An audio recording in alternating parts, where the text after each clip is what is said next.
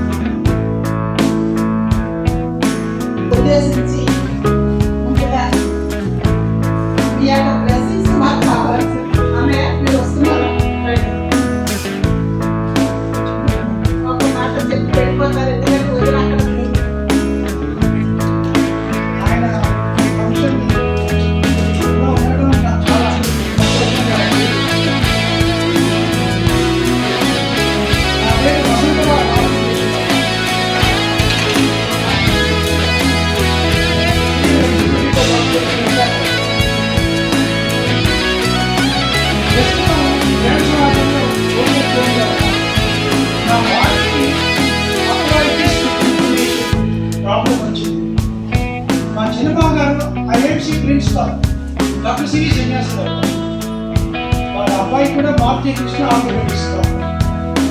So మేము 4 years అయింది ఇక్కడ వచ్చాము. తెలుగులో 2 పదాలు ఉన్నాయి, తన మన. తన వాళ్ళు, మనవాళ్ళు. మనవాళ్ళు అంటే తన వాళ్ళు అంటే స్వంతం. ఈ అవయవాలు మంచి కాన్సెప్ట్. నా చెల్లి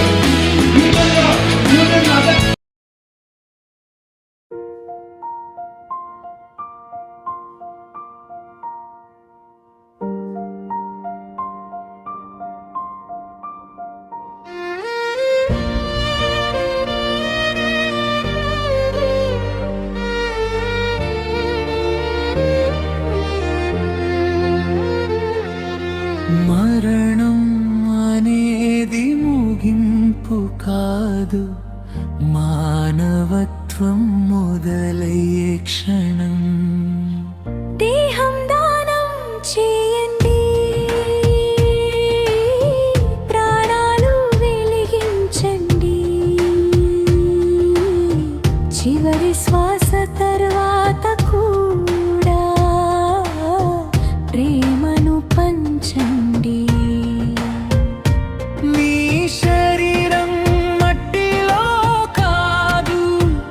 మరో